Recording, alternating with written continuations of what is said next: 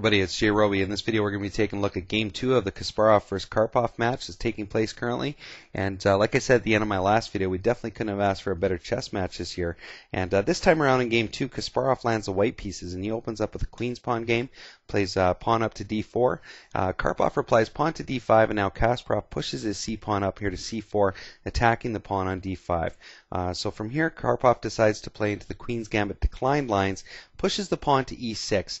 And just a couple interesting notes on the Queen's Gambit declined strategy from black. It's a very reliable strategy, especially when you look at the pawn structures that it creates as the game progresses. Generally speaking, there's very little risk that black has of getting an isolated pawn. And when I say isolated pawn, I mean a pawn that doesn't have any pawns to the side of it that can help defend it. Now, there are some variations of the Queen's Gambit decline lines where black will try to get an isolated pawn by pushing the pawn up to c5. But generally speaking, the Queen's Gambit decline lines favor a good pawn structure for black. And of course, another benefit of playing pawn up to e6, Karpov has now liberated his dark square bishop sitting here on f8. But there is a drawback, and that's the bishop over here on c8. The bishop is now hemmed in by black's own pieces, and generally speaking, black's going to try to trade that bishop off later on in the game, or try to use it in a defensive capacity. But nonetheless, from this position here, play continues. Kasparov now plays his knight up to c3, and Karpov replies bishop to e7. Now from here, Kasparov decides to attack in the center, so he captures on d5, black recaptures, and now Kasparov places his bishop on the only logical square that it can really go to, which is bishop, of course, to f4, because we have black's dark square bishop supported by the queen bearing down along this dark square diagonal, and placing the bishop into a fianchetto type structure just doesn't make any sense in this position, because it's going to be blocked in by white's own pieces, and it's just going to create a little bit more weaknesses here on white's queen side. From here now, play continues. Black pushes the pawn up to c6, so we have connected pawns here of black's, a very solid pawn structure, and Kasparov now brings his queen up to c2. And by playing queen to c2, Kasparov is making it difficult for black to get much use out of its light square bishop, because the nice square that it could sit here on f5, of course, is taken away, and even though the bishop's light square diagonal is now open, g4 is rather pointless for it to be on, and of course h3 is just out of the question. So even though it does have access, it's still kind of a neutered piece in this position. So from here now, Karpov decides to play bishop to d6, and I want to take a moment and stop and talk a little bit about this move. I'm not a big fan of this move in this position. First of all, if we look at white's dark square bishop sitting here on f4, it's not really accomplishing a great deal, and it's not really a piece that has a lot of threat to it. So Karpov is letting Kasparov take this bishop off the table. That's basically what's happening. If we go back a move, though, a stronger move in this position is knight to f6. Now, it does block the dark square bishop in, but that's a short-term liability that black can take care of. But having the knight here on f6, the knight, of course, is adding another defender here to the pawn on d5. But look at these squares here on e4 and g4. They're nice jump points for the knight, especially e4. As play continues, if this knight can settle here on e4, it's going to be a monster. Also, if it can get over to g4, it can coordinate along with the bishop or the queen to launch a castle attack. So knight to f6 would have been a little bit better. Play might have continued, white pushing the pawn up to e3, and black could simply castle. Definitely a very playable position for black. But instead of doing that, Karpov decided to play his bishop up to d6, and I think Kasparov was very happy to see that and just took that bishop off. And once the bishops are gone, I think it was Kasparov that was a little bit more happy about the exchange. So from this position now, Kasparov pushes his pawn up now to e3, solidifying his pawn structure here, as well as opening up access for his light square bishop, and Karpov plays knight up to e7. Kasparov continues now. He develops his bishop up to d3, and Karpov now develops his knight up to d7. And play continues now. Kasparov plays knight up to e2, and I want to take a moment and talk a little bit about this position currently in the game. What we have here, of course, with knight to e2, this knight has some awesome jump points in the future, possibly to f4 or to g3, which would give it access to a number of squares that you can see here in yellow. But as we can see here, white's really centralizing a lot of power very close to the center of the board. We have the knight, queen, and bishop all directly pointing here to e4. We have these pawns pawns, the f pawn and the e pawn, that can be pushed up to initiate that attack. Also, once this king castles, this rook can either sit right on f1 and support the f pawn push, or slide over here to e1 and support the e-file push. So a lot of power is being built up in this position for white towards the center of the board, and that's going to be unleashed. And when it happens, it's going to be pretty powerful. So from here now, black plays pawn up to h6, Kasparov castles, and now black castles, and from here Kasparov plays pawn to a3. Play continues now, pawn push to a5 from black, so Karpov's making it very clear that he's interested in queenside activity.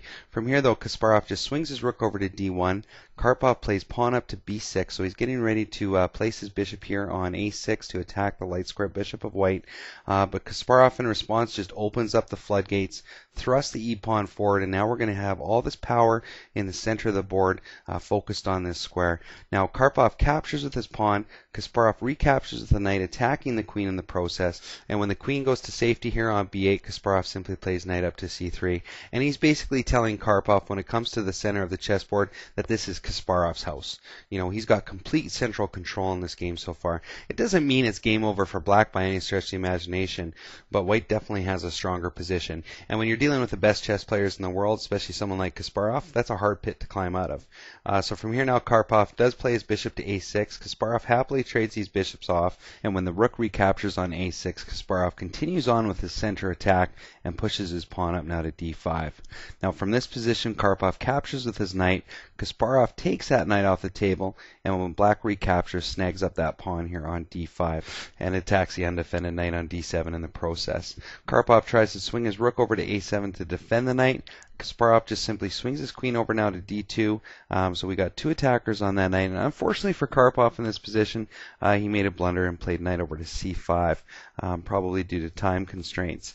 But whatever the reason, this allows Kasparov to play a beautiful tactical shot. If you haven't seen the game yet, go ahead and pause the video, see if you can figure it out. But basically from this position, Kasparov plays knight over to f6, hitting the check. And black is in a world of hurt in this position. For example, if black plays his king over to h8, white can simply swing the rook over to h5, and there's nothing that black has at its disposal that's going to stop the rook from taking the pawn here on h6. And when that rook is taken, the queen is going to come in and deliver mate. So going to h8 definitely is not in black's best interest. So instead, after knight to f6 hitting the check, Karpov played pawn takes here on f6. And that was the best move that he had at his disposal. From here, this lets Kasparov rip into the position, taking the pawn on h6. And Karpov's facing some massive threats in this position. He cannot let this rook come over to contribute to the attack. So the only move that he has is to stop that rook from coming over for the short term by playing pawn up now to f5.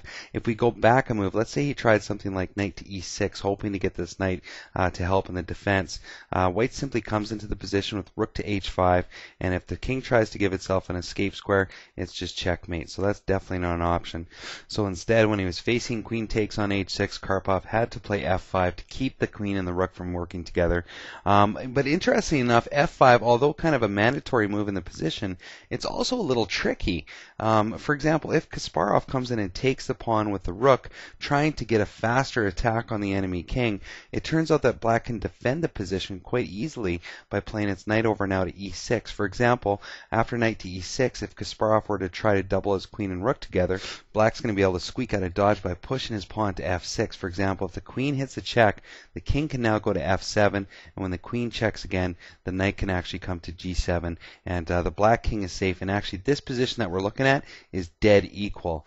So while f5 is a mandatory move, it's also a little bit tricky, but you know what? We're dealing with Garry Kasparov, one of the greatest chess players of all time.